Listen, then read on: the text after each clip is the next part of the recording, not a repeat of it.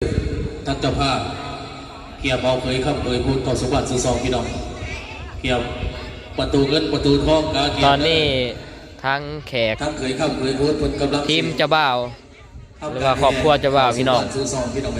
สิพากันได้แห่ขบวนเข้าไปในเฮือนของเจ้าสาวเนาะ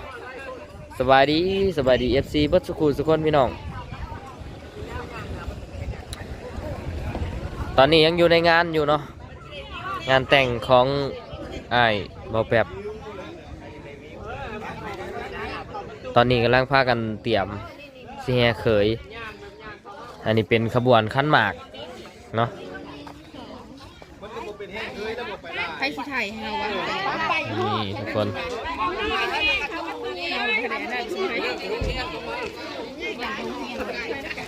ย่างไปไก่แท้นะอันนี้คือเจ้าบ่าวพี่น้องแล้วก็ทีมเจ้าภาพการเกี่ยวด้วยทั้งประตูเงินประตูทองเลย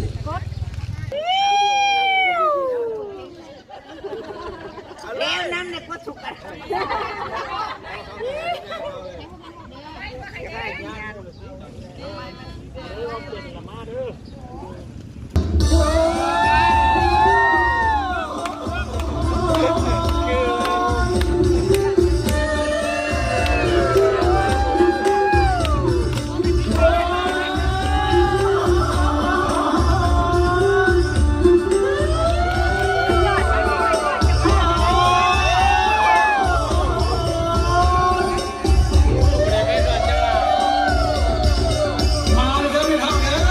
ขบวนขันหมากของไผ่เจ้าบ่าวมาแล้วเนาะทุกคนแต่มีแต่คนในครอบครัวเจ้าของนี่แหละเนาะ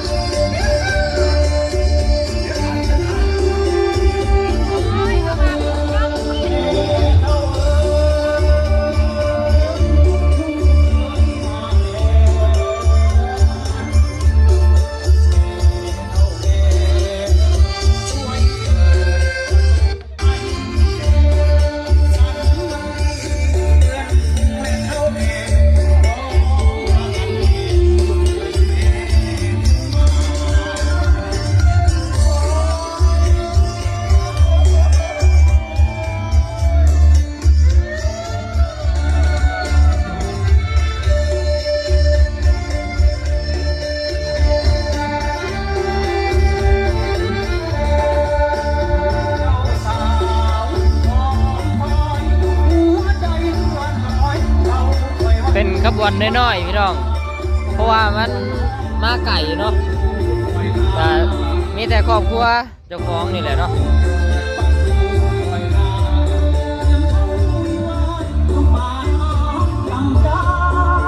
อันนี้เป็นประตูเงินประตูทองเนาะ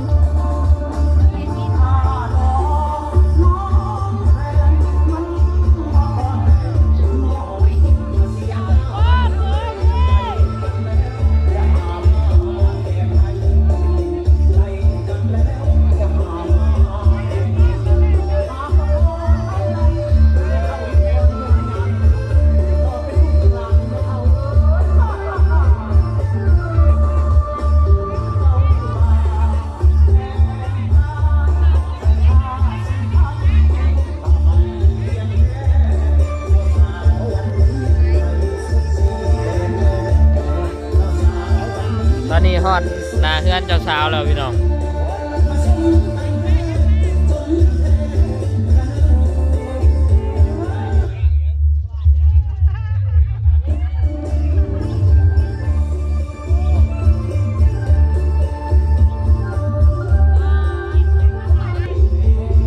ตอนนี้ทั้งแขกชายชายกับแขกชายเจ้าสาวกำลังคุยกันพี่น้องก้อนสีพันประตูเงินประตูทองเนาะ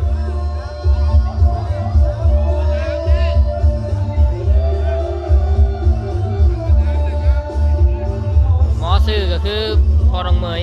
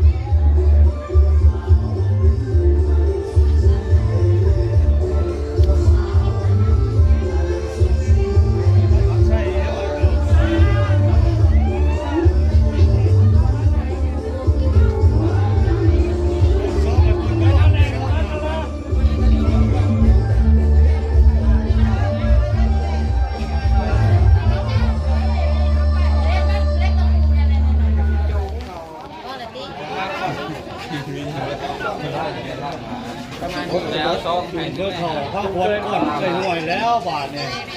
แล้วก็ป้อนไข่หน่อยมาเลยเข้ามา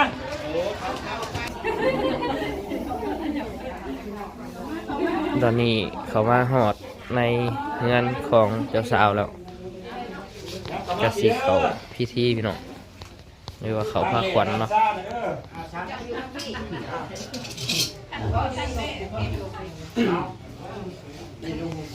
คุณเจ้าเขาปูคุณเจ้าเขาปู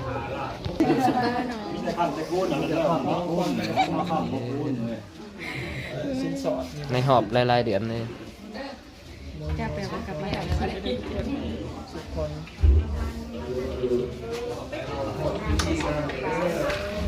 นั่งดีๆดินั่งขับแคบนั่งจะบอกตอบครับ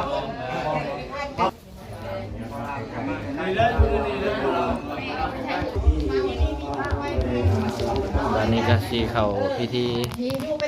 สุดขวัญพี่น้อง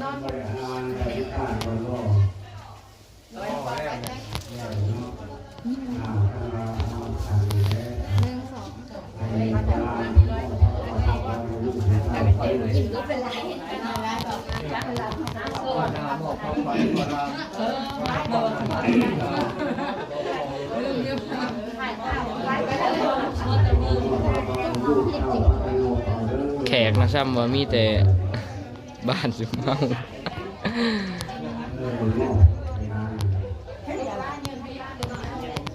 มันอยู่ไกลพี่น้องเครื่องคองยังก็เอามาหลายบ่ได้เนาะเอามาได้แต่แนวที่จำเป็นต้องใส่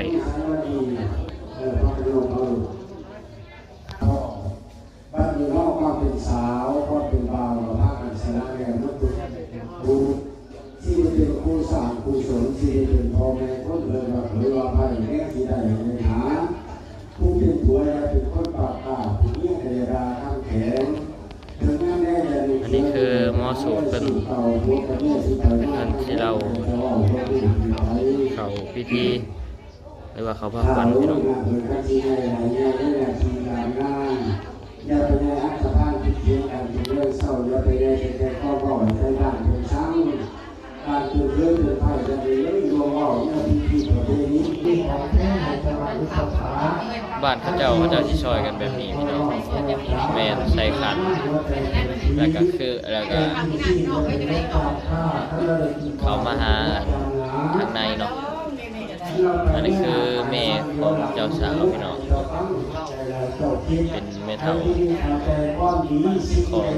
อ้ายบ่แบบอย่าสูงห้องอาภิอาสาเรื่องเป็นโพเป็นเนื้อย่าเห็นแก่ความโกรธอย่าเอาตัวมาเพื่อให้ใครเห็นด้วย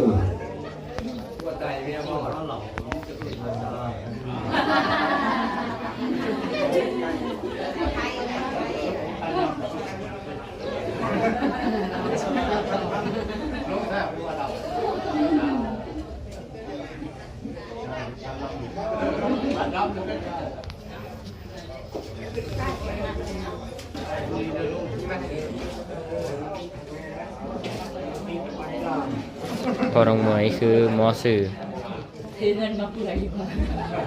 อาศัยโปนเก็บฟงใหญ่ของงานหมดแล้ว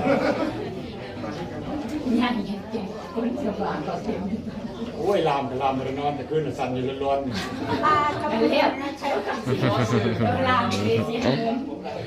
เพิ่นมาแต่วานนี่พี่น้องทีมนี่เนาะ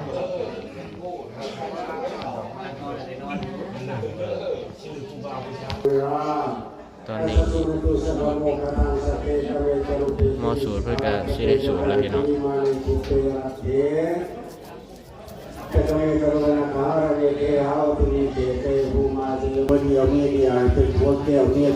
ตอนนี้แขกกำลังมาพี่น้อง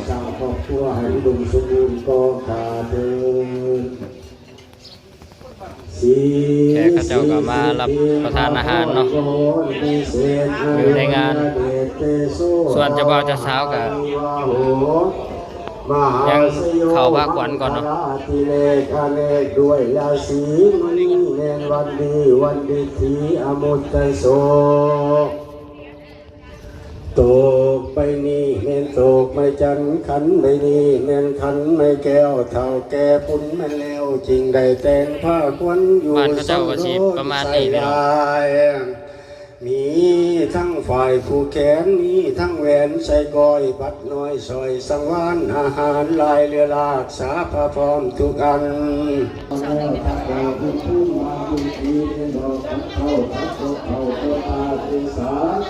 น้ำทางไหลเที่ยงเข้ามาวันดีความสุขสีสนเจ้าให้เข้ามาดีเจ้าที่สามมีวันดีวันแก่ให้มาอยู่แก่เนื้อคนตายมาอยู่ตายตั้งวันมาหนาวเห็นเรือเท่าเอาข้ามเลยวันมาสุขสุขวันเท่าเอ้ยเนื้อเมื่อตายเป็นข้ามมาตายเส้นเนื้อตายเวลาทำให้คนมาเราที่นั่งอย่าสร้างให้เราเองส่วนทุกคนไปหามีทั้งหากแต่สาพระสสุราสมีเนื้อปัจเจยปัญญาของตัวเองให้จะไม่เทียคู่กันจะอยู่สอบว่าให้ใครคนจะไม่ได้ถึงสุดเอาให้ต่อมาสาไม่มีวันไม่ว่าไม่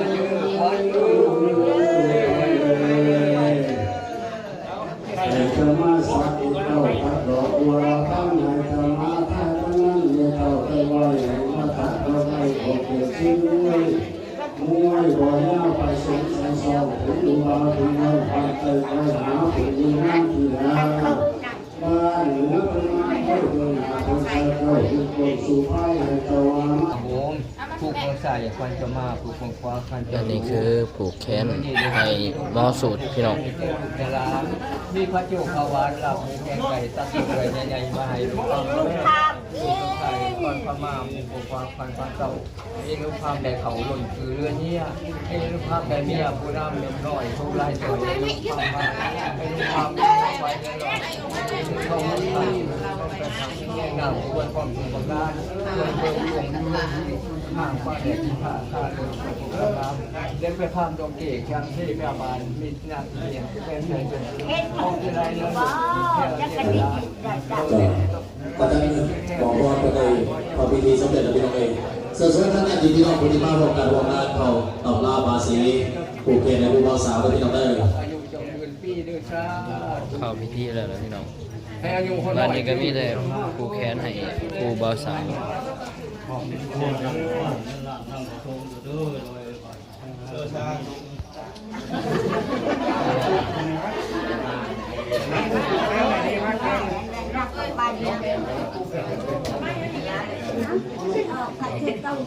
เอาไม่เนี่ย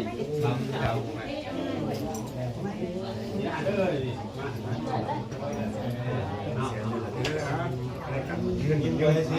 ยืนละรถมันยืนไปมันยืนเขาเนี่ยเขากันเขาบ้า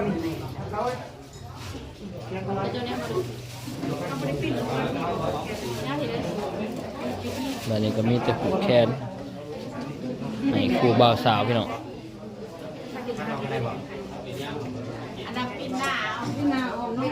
เป็นนอกพูดยานผูกก่อนเดี๋ยวปีนเอาก็พูด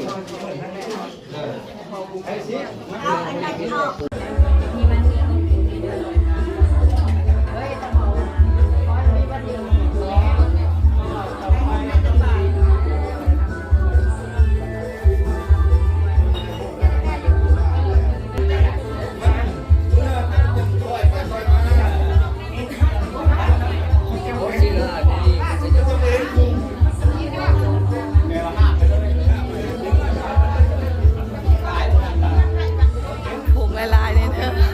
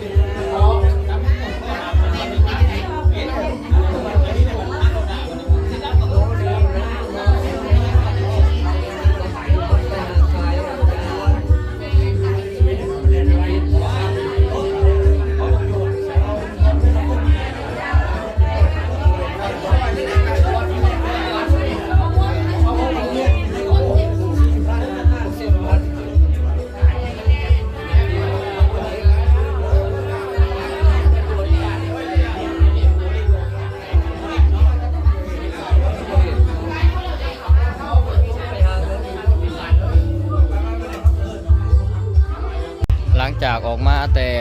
ผูกแขนเจะบ่าวเจะสาวเขาพาควันแล้วนะพี่น้อง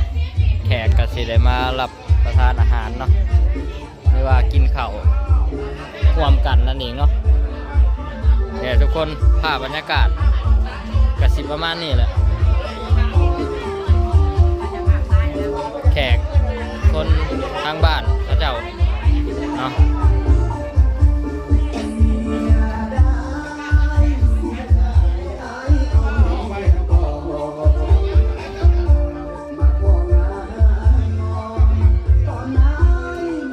นี่แหละพี่น้องภาพบรรยากาศก็สิประมาณนี้